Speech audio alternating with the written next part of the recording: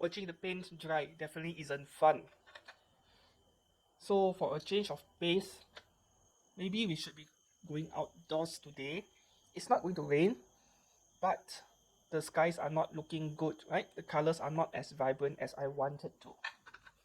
Anyway, I'm going to give it a shot. I'm going to bring a figure of Atalanta from Fate Apocrypha out and aim for the sunset. We'll see what we can get.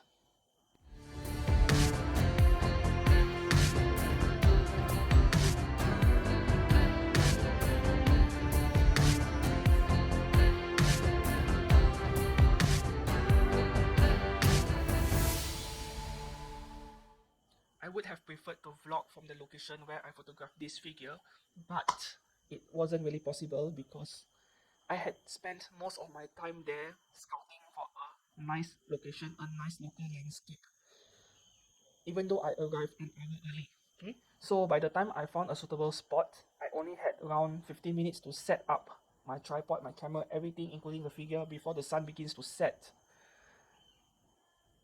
So yeah, speaking of the location, it is around 45 minutes of drive from my home, which is a long drive, but it is always worth it to drive a distance just to get to a suitable spot for figure photography, for any photography for the matter. This location is actually sort of a fishing village, right? So it has a rather muddy beach.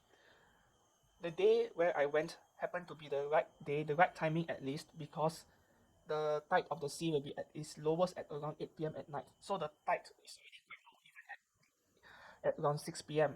So when the tide is low, the water is quite calm.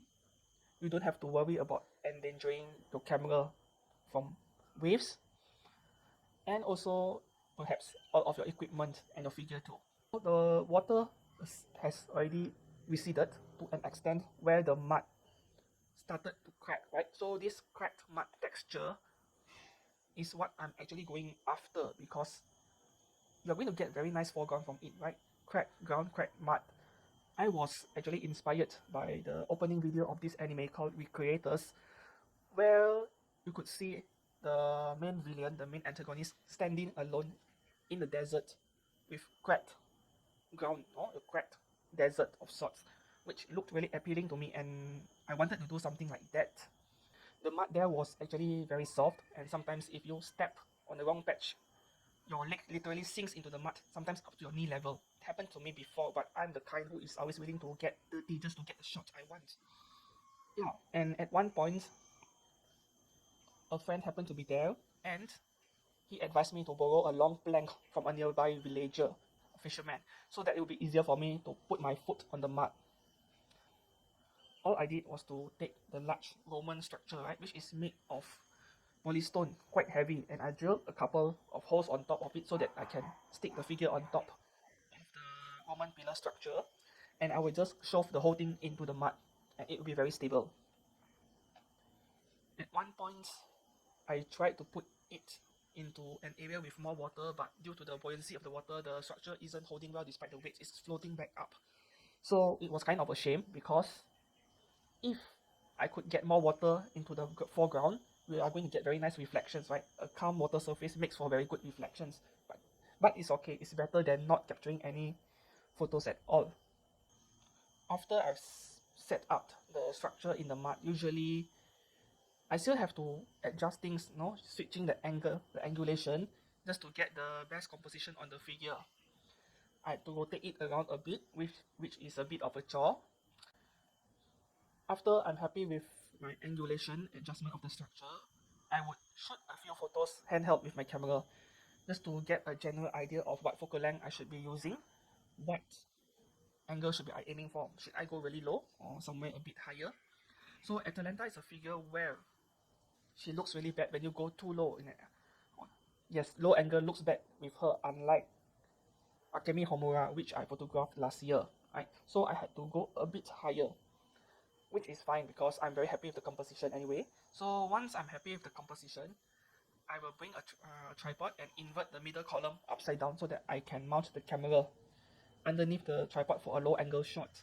I'm planning to stack multiple exposures, right? I'm shooting against the sun is a backlit shot, which is one of the most challenging to post-process later because you are going to get either a silhouette or a blown out sky. So my solution to this is to just go for HDR, multiple exposures. I will take 6 shots, 5 or 6 shots, where between each shot I separate them by one stop of light, right? I took 6 shots with one stop of light apart each other, and then later I'll just go back and combine them in Photoshop into one high dynamic range shot, and then from there we can color grade the photo. Yeah. When you're shooting outdoors like this, it is important to shoot over the period of an hour at least, right? From sunset to the blue hour. Sunset is something we call the golden hour, and then sometimes you will want to shoot slightly into the blue hour, which is right after the sun sets. And then I would take multiple batches of photos, 6 shots, 6 shots, 6 shots, and each batch will have a slightly different sky, and then I'll go back and pick which one I like best. Once I've chosen which one is the best, I put them all into Photoshop, which I'm using Affinity Photo, right? Affinity Photo is similar to Adobe Photoshop. I have a preference for this software because it is quite bang for buck, right? $50 one-time payment, and you get free lifetime support. So I do highly recommend you guys check it out. Now we shall move on to Affinity Photo, and I'll show you guys how I process this batch of exposures.